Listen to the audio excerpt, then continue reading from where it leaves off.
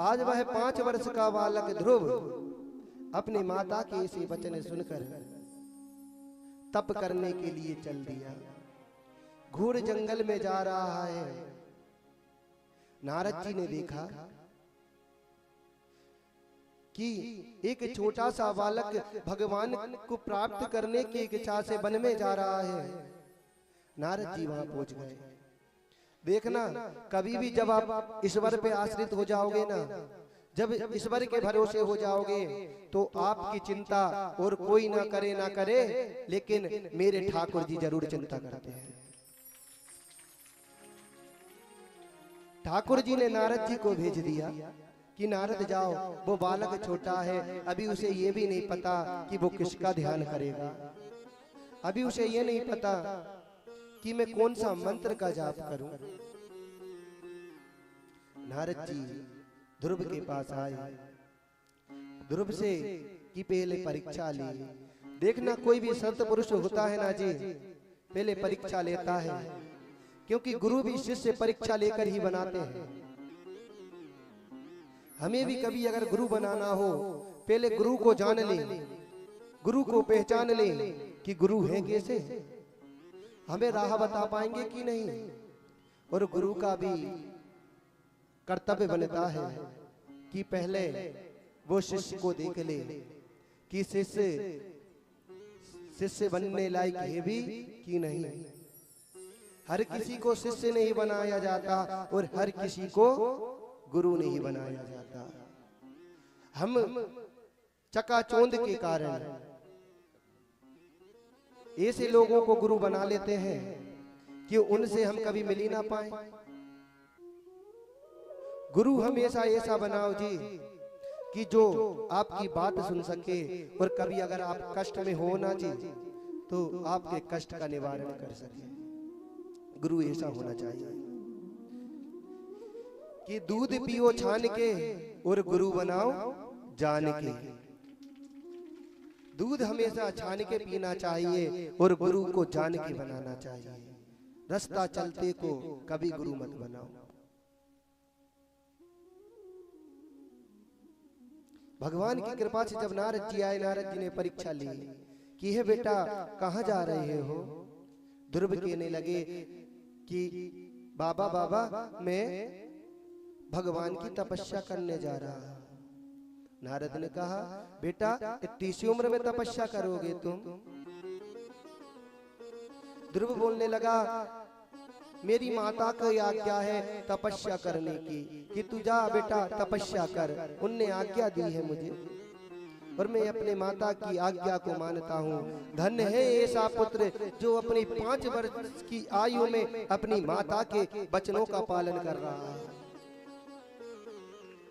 एक संतान को ध्रुव की तरह होना चाहिए जी, कि अभी आयु तो सिर्फ 5 वर्ष की है और अपने माता पिता के आज्ञा का पालन करता है। आजकल के बच्चों से अगर कुछ कह दिया जाए कि बेटा एक काम कर, एक माला जप ले यहाँ बैठकर, तो कहेंगे समय नहीं है, अभी हमें कोई गेम खेलना है या टीवी पे ये नाटक आ रहा है ये देखना है। माता पिता की आज्ञा का पालन आजकल के बच्चे नहीं करते, लेकिन धन्य है वो ध्रुव। देखना, जो माता पिता की आज्ञा का पालन करता है ना जी, उसकी कथा इस व्यास मंच से बोली जाती है। आज हम ध्रुव की कथा बोलते हैं, आज हम श्री राम की कथा बोलते हैं। क्यों बोलते हैं? क्योंकि राम ने अपने पिता की आज्ञा सर लेकर 14 वर्ष के वनवास के लिए चले गए। ध्रुव जी अपने माता की आज्ञा पाकर वन की ओर चले गए तपस्या करने। जो अपने माता पिता की बात सुनता है, जो अपने माता पिता की सेवा करता है, इस व्यास मंच से उसकी कथा भी कही जाती है।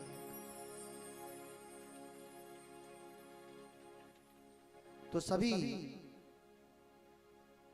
बालकों से और सभी लोगों से सिर्फ मेरा एक ही अनुरोध है कि हमेशा अपने माता पिता की आज्ञा का पालन किया करें। जब आप माता पिता की आज्ञा का पालन करेंगे ना जी, आपके पिता के हृदय में, आपकी माता के हृदय में इतना हर्ष होगा, इतनी खुशी होगी कि मैंने इस बच्चे को जन्म दिया था, आज वो बच्चा संस्कारी निकल के मेरे कहे हुए बातों पे चलता है। ये करना चाहिए।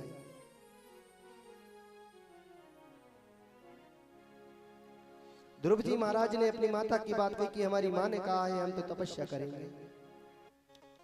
नारद जी कहने लगे, बेटा ये जंगल है, जंगल में खाने पीने को कुछ नहीं मिलता, जंगल में जीव जंतु रहते हैं मांसाहारी जो तुम्हें खा जाएंगे। ध्रुव कहते हैं अब जो भी हो, मैं बिना ईश्वर को प्राप्त किए बिना घर वापस नहीं जाऊंगा। नारद जी समझ गए ये पक्का चेला बनने योग्य है, इसे चेला बना लेना चाहिए। आज नारद जी ने ओम नमो भगवते वासुदेवाय द्वादक्षर मंत्र ध्रुव जी के कान में फूंक दिया और ध्रुव से कहा, बेटा तू वृंदावन चला जा। वृंदावन में एक वन है मधुवन, जिसे हम और आप सब निधि वन के नाम से जानते हैं। तू निधि वन में जा और निधि वन में जाकर जो मैंने तुझे गुरु मंत्र दिया है ना, तू सिर्फ उसका जाप कर, तुझे हरि अवश्य मिलेंगे। देखिए गुरु को ऐसा ही होना चाहिए जो हरि से मिला दे। और नारद जैसे गुरु तो ऐसे हैं जी, जिसको नारद के दर्शन हुए उसे भगवान ने दर्शन दिए। भगवान भी बाध्य हो जाते हैं।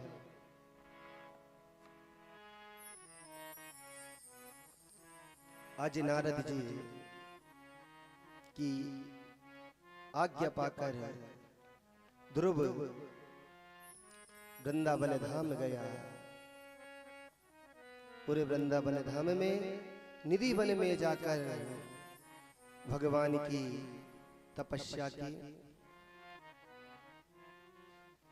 6 महीने तक जब तपस्या कीजिए तो जो पहले महीने तो उन्होंने सिर्फ एक समय ही भोजन करना प्रारंभ किया।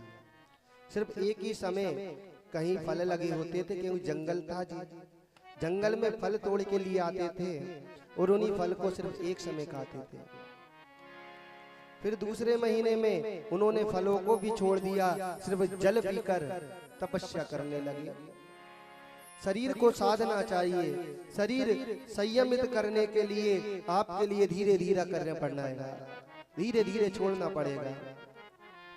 अगर आप एकदम ये सोचें कि हम भोजन ना करें और भगवान की तपस्या कर लें तो बीमार पड़ जाओगे। तपस्या तो नहीं, अस्पताल में डॉक्टर के दर्शन हो जाएंगे। बोलो श्री राधे, बोलिए वाके बिहारी लाल की। तो डॉक्टर के दर्शन हो जाएंगे। इसलिए धीरे धीरे करके अपने शरीर पर संयम करना चाहिए। फिर जब तीसरे महीने में उन्होंने जल को भी त्याग दिया और ऐसी समाधि लगाई कि त्रिलोकी उनके अंगूठे से दबने लगी। अंगूठे के भर खड़े हो गए थे, उस अंगूठे से त्रिलोकी पे भार पड़ने लगा। तप का इतना प्रबल बल होता है, त्रिलोकी को दबाने लगता है।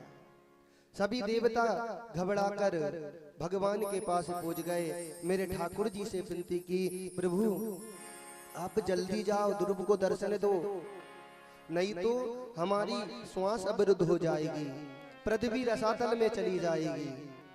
उसके तप का इतना बल है।